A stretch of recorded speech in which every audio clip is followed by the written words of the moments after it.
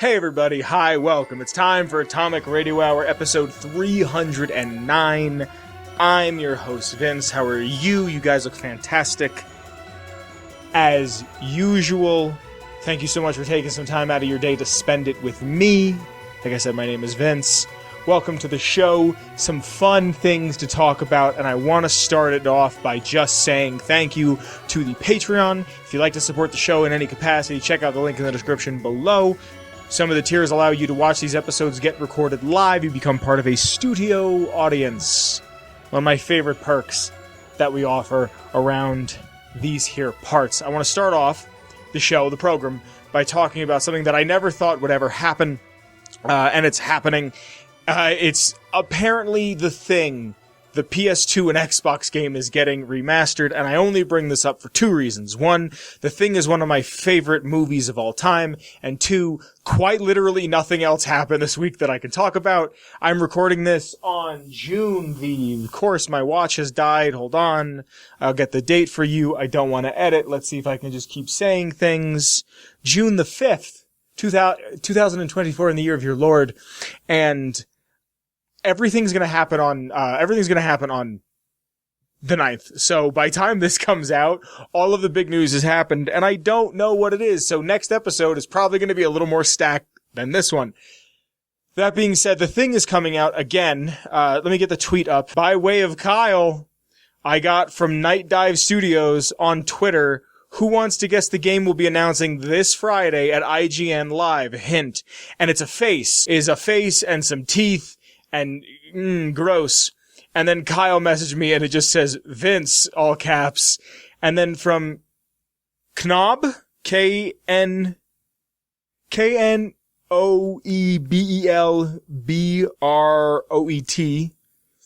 I'm dyslexic. Night Dive Studios is teasing The Thing Remastered with a question mark.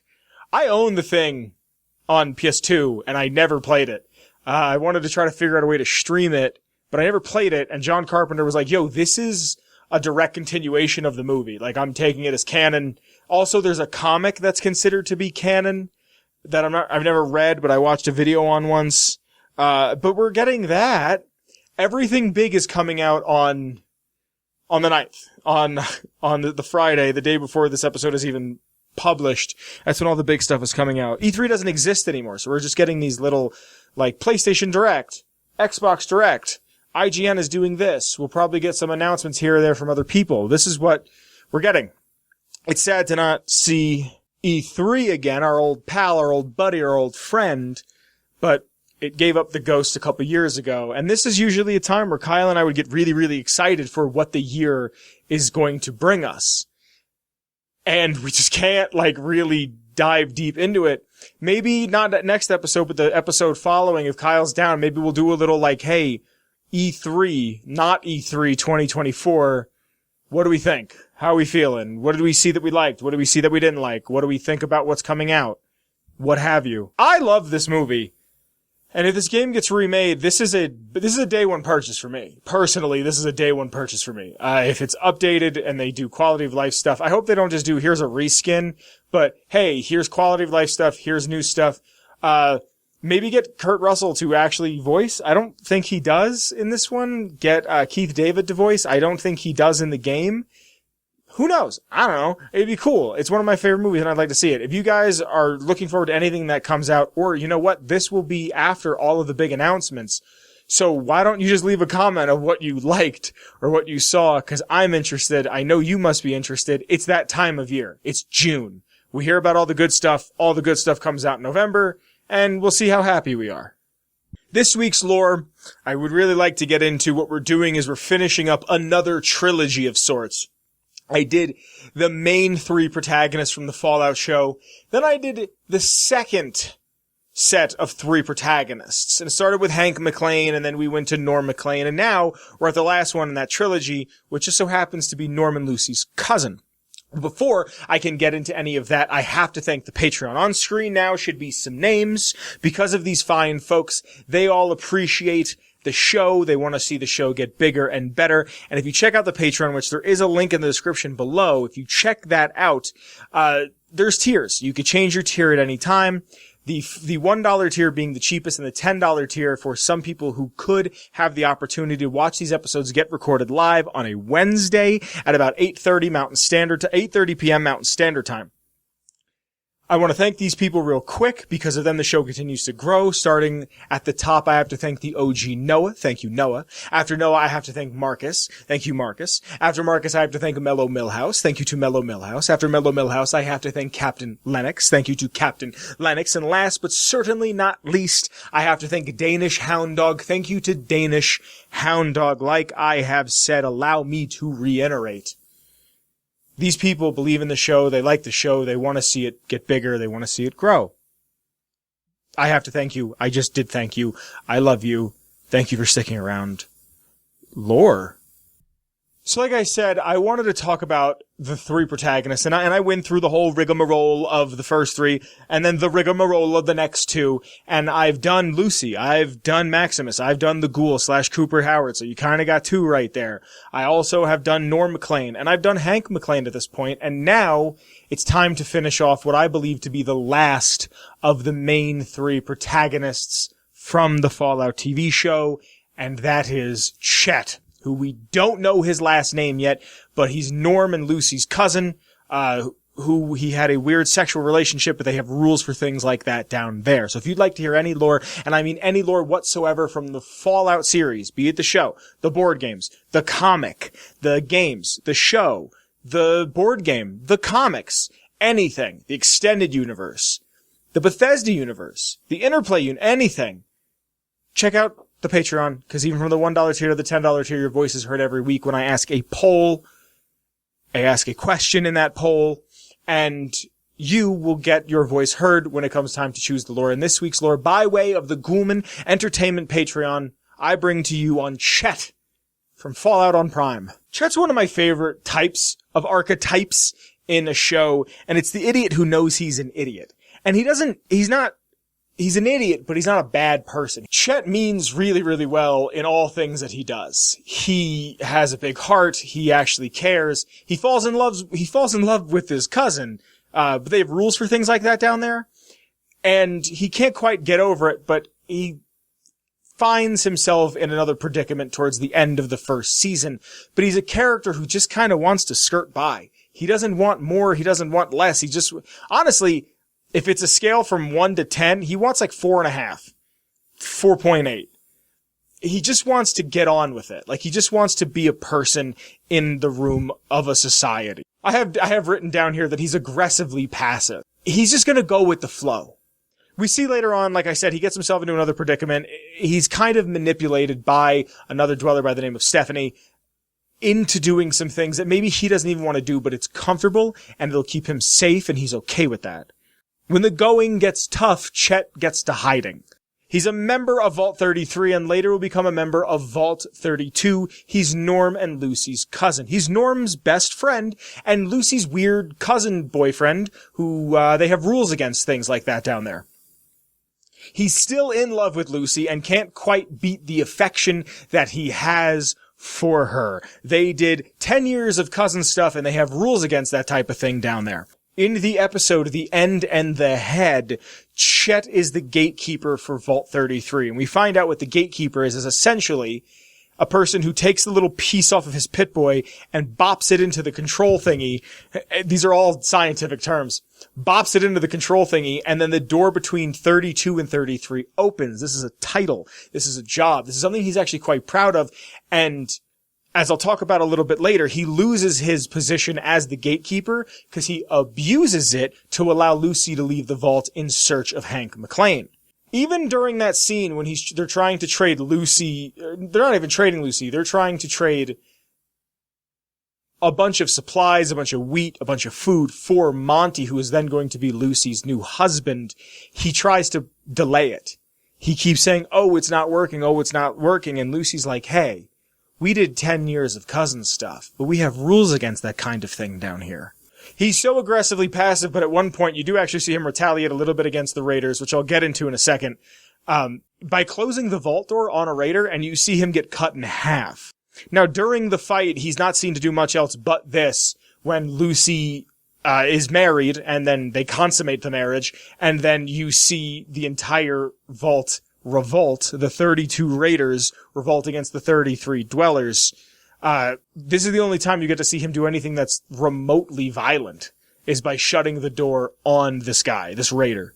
And then he will use his powers again as the gatekeeper, like I said after this, when they want to go find Hank, to open the main door to Santa Monica. And he will lose his title, and here in my notes I have just written down unemployment with an exclamation mark. In the episode, the ghouls were a little more introduced to Steph Harper, who becomes his pseudo-love interest. Now, Steph is from Vault 31 originally, which I'll talk about a little bit towards the end of this lore segment, but her husband Bert died during the Battle of 33 in the atrium when the raiders revolt against the dwellers. Her husband dies, and she's pregnant with his baby. And I said this before in the Norm lore video, that I believe this technically makes him a cuck. In the literal sense. Not to meme on him, but he begins to then take care of somebody else's child. Steph Harper brings him a box of his clothing, a box of Bert, her ex-husband, her dead husband's clothing, brings it to Chet, and then makes him wear a cardigan that's 2 sizes too small. And not that Chet's fat. Chet's actually a well-built character. Physically, I mean. But he's wearing a cardigan that's way too small. And then the two of them just start making out, and I don't know if they have sex. I have written in my notes, they begin kissing and having sex. Kinda? Hand stuff? Because he's fiddling around down there, and he just goes, "That's one wet lady!" And it's just the worst line with the best line delivery I've ever heard in my life, especially for a TV show. If it was in a movie, that's one thing, but a televised program, even better. So her water breaks on him, or in him, not in him, because that would imply something else, but while he's in her, maybe, she has this baby, and then he will slowly just adopt the kid. He's just alright, I guess I'm taking care of this kid now. Sometime during this, after this, Norm just shows up, and he's like, "Hey man, we gotta go check out what's going on in 33.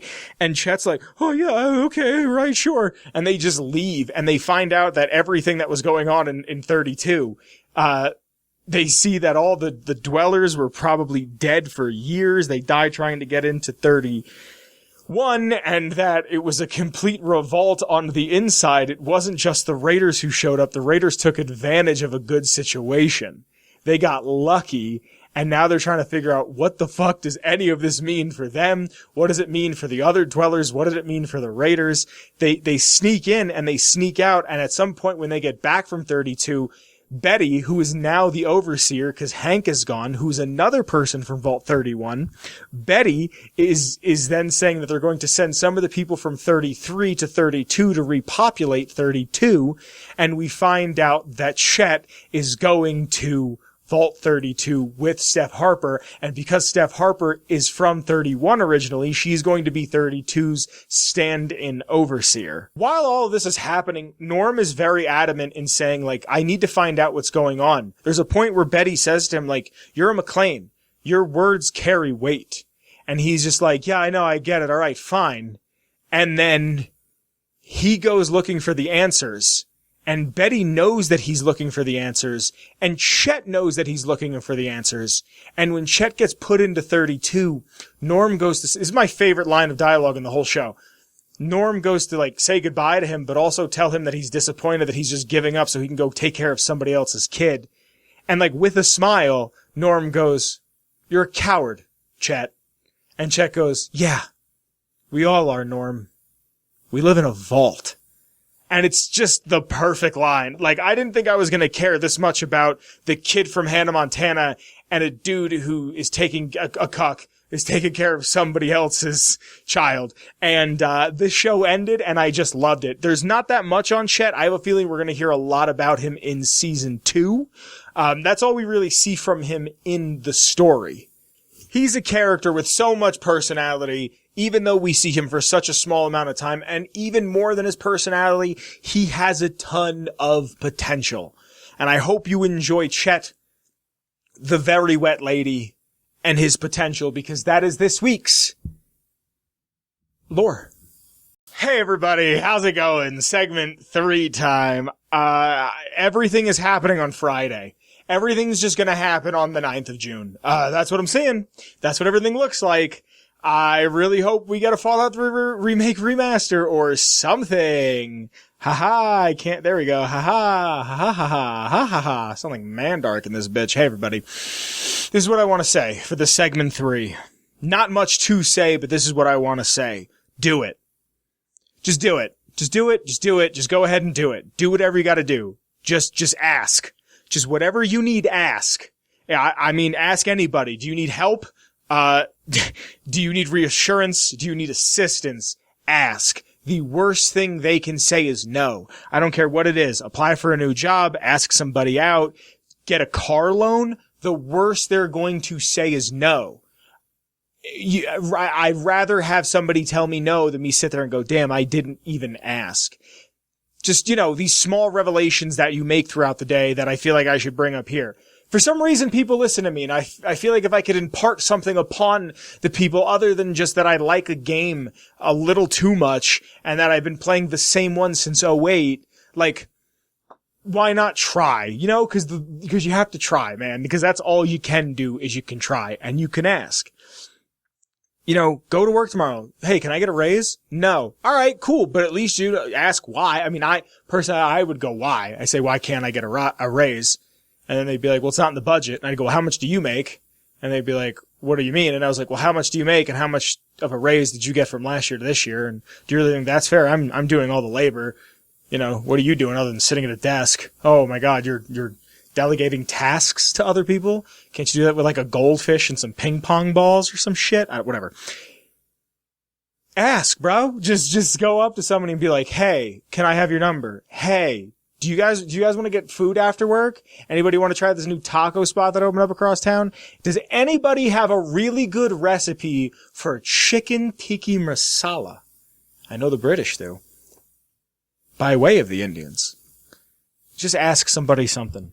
And you know what? If you need to improve your asking abilities, start small.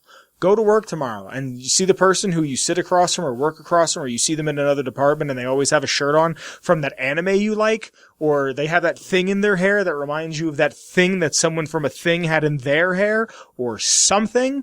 Go up to that person and be like, hey man, what's your favorite ice cream? You a mint chocolate chip kind of fella? You a Rockest Road kind of fella? What are you into? What gets you ready to party? What's going on?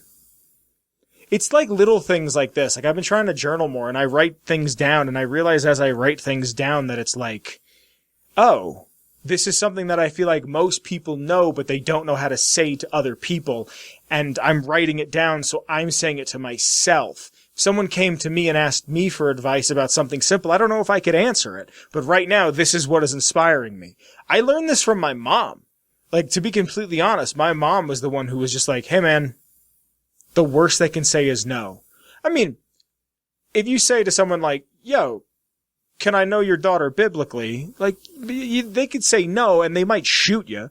So, don't ask a stupid question, but you could ask these questions. Just something I wanted to talk about. Something on my mind. I hope you guys have enjoyed this week's episode. A little on the shorter side, I know, but like I said, everything's happening next week and the following, most likely. If you like the intro music, it's by the one and only Shane Ivers. You can get all of his music at silvermansounds.com/free music, and there is a link in the description below to such sounds. Our show's intro is called Feather Duster, and it's a heater, it's a slapper, it's a smacker. I love it. There's links in the description of my Twitter, the show's Twitter, and Kyle's Twitter, and while you're down there, check out the links to the Patreon. There's a bunch of tiers down there. You can watch these episodes get recorded live in front of a studio audience if you like. There's also a link to the Redbubble where you can get some merch. You can do a bunch of fun stuff down there. Just send Kyle a tweet, say, hello, Papa, and he might say hello back. Hope you guys have enjoyed this week's episode. I hope you guys have a great week. I hope whatever we get hit with this weekend, while this is coming out, you enjoy. I love you guys, and I'll be seeing you next week. Atomic Radio Hour Podcast. This has been a production made by your friends at Ghoulman Entertainment.